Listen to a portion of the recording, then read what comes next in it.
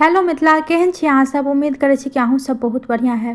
तो आइ हम लोग आबि गेलहुँ हन मधुश्रावणी के छठम दिन के कथा, जाहिमे गंगा के कथा छै। तो सुनू। सागर महाराज के दू स्त्री छलखिन, वैदर्भी आ सैब्या। सैब्या सँ असमंजस्य नामक पुत्र भेलनि और वैदर्भी संतान नहि छलनि। ओ संतानक निमित्त महादेवक तपस्या करऽ लागला। 100 वर्ष बाद एक गोट लोथक जन्म भेल। ई देखि वैदर्भी कानऽ लागला, महादेवक स्मरण केला। महादेव ब्राह्मण के रूप धारण कऽ ओतऽ एला आ ओहि लोथक 60,000 खंड कऽ के प्रत्येक के एक एक तौला में तेल दऽ झाँपि के राखि देलखिन। थोड़क दिन बाद 60,000 लोथक खंड सँ 60,000 सुंदर आ बलवान पुत्र के रूप में प्रकट भऽ गेला। सागर महाराज 99टा अश्वमेध यज्ञ पूरा कऽ स्वयं यज्ञ करबाक तैयारी में लागल छलाह, किंतु इंद्र नहि चाहैत छलाह जे हुनकर यज्ञ पूर्ण हुए। कारण से कि गोट अश्वमेध यज्ञ कऽ लेला पर ओ व्यक्ति सत्क्रतु इंद्र भऽ जाइत अछि, ते ओना कोनो ने कोनो विघ्न उपस्थित कऽ दैत छलखिन। अश्वमेध घोड़ा छोड़ल गेल, जकर रखवार राजा सागरक ओहि 60,000 पुत्र भेला। इंद्र अपन छल बल से घोड़ा लऽ भागि गेला। सागरक 60,000 पुत्र इंद्र के खेहारलखिन और लोकनि घोड़ा के तकबा हेतु पृथ्वी के ओर दौड़लखिन। आगू वाला अंत में घोड़ा के कपिल मुनि के आश्रम में बान्हल देखलखिन। कपिल मुनि तपस्या में लीन छलाह। सागरक बेटा सब हुनका चोर बुझि दौड़ल। मुनिक ध्यान भग्न भऽ गेल और हुनकर क्रोध दृष्टि सँ 60,000 राजकुमार ओहे समय जे छै से जरि के भस्म भऽ गेला। राजाक यज्ञ अपूर्ण रहि गेल। सागर महाराज शोकाकुल भऽ मरि गेला। राजकुमार लोकनि अपमृत्यु भेल छलाह। हुनका लोकनिक सद्गति उपाय पर विचार करबा लेल ज्ञानी लोकनि सब सभा बैसल। सभा एहि निष्कर्ष पर पहुँचल जे यदि गंगा वैकुंठ सँ पृथ्वी पर आबि आ हुनका लोकनि के छाउर के डुबा के पवित्र करथि, तखने राजकुमार लोकनि के सद्गति प्राप्त भऽ सकैया। एहि लेल हुनकर वैमात्र भाग असमंजस्य तपस्या करैत करैत मरि गेला। हुनकर बेटा दिलीप सेहो लाख वर्ष धरि तपस्या केला उपरांत मरि गेला। दिलीपक बेटा अंशुमन सेहो तपस्या करैत मुलाह। तखन हुनकर बेटा भागीरथ तपस्या करय लागला। हुनकर तपस्या सँ विष्णु प्रसन्न भऽ हुनका गंगा के वैकुंठ सँ मृत्युलोक अनबाक अनुमति दऽ देलखिन। गंगा के एकाएक पृथ्वी पर उतरि गेला सँ पृथ्वी रसातल में धसि जाइत छथि। तैं हेतु महादेव हिमालय के उच्च चोटी पर चढ़ि हुनका माथ पर उतारी जटा में समेट लेलखिन। हुनका जटा सँ निकलि गंगा हिमालय प्रदेश के दहबैत विदा भेला। जखन ऋषि की आश्रम दहाय लागल तऽ ओ गंगा के पीबी गेला। ई भागीरथ लेल जटिल समस्या उपस्थित कऽ देलक। ओ साहसी छला। ओ मुनिक सेवा में लागी गेला। अंत में मुनि एहि शर्त पर गंगा के छोड़ल जे गंगा हुनकर बेटी कहावथि। तहिया सँ गंगा जाह्नवी कहावऽ लागला।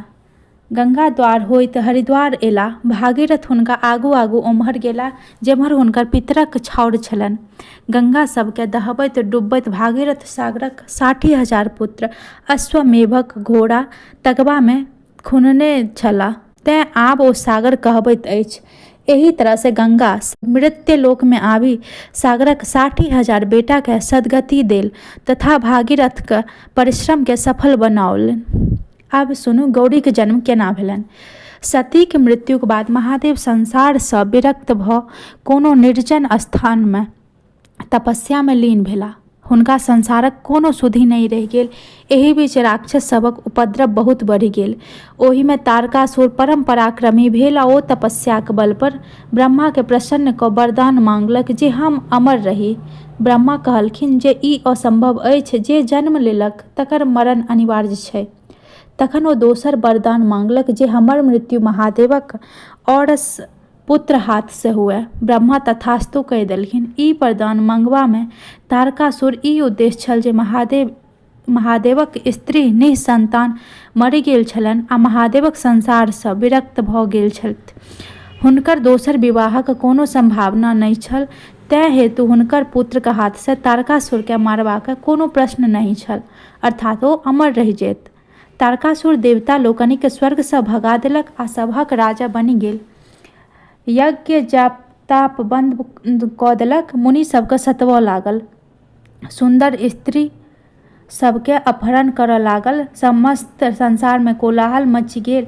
ओकर उत्पात सँ तंग आबि के देवता आ ऋषिगण सब ब्रह्मा के ओतय उपस्थित भेला। ब्रह्मा हुनकर सबक बात सुनि के कहलखिन, जखन जखन संसार में दैत्य दानव सब एही तरह के उपद्रव मचौलक अछि, तखन तखन आदि शक्ति महामाया दुर्गा अवतार लए ओकरा सभक संहार केलखिन अछि। अहाँ लोकनि जाहि महासंकट में छी ताहि उद्धारक लेल हुनकी आराधना करू। ओहे एतेक सतीक रूप में जन्म लए महादेव से बियाह केने छलीह। ओ पुनः गौरी के रूप में जन्म लेता आ महादेव से हुनकर विवाह हेतनि। हुनका जे बेटा हेतनि सएह तारकासुर के वध करता। ओ सब देवता सुनी ऋषि मुनि दुर्गा के आराधना में लागी गेला। किछु दिन बाद हिमालय के एक बेटी भेलनि। ई देखि देवतागण हर्ष सँ फूलक वर्षा केलनि आ ओ अत्यंत गौरी रहथि, तें हुनकर नाम गौरी पड़ल। कामदहन। हिमालय के ओतऽ एक दिन नारद मुनि एला। हिमालय हुनका गौरी के देखा के पूछलखिन जे हिनकर विवाह ककरा संग होतनि। नारद मुनि गौरी के हाथ देखि कहलखिन जे हिनकर विवाह महादेवक संग होतनि। से ओहिना नहीं हेतनि। महादेव एखन अहीं के शिखर पर तपस्या कऽ रहल छथि।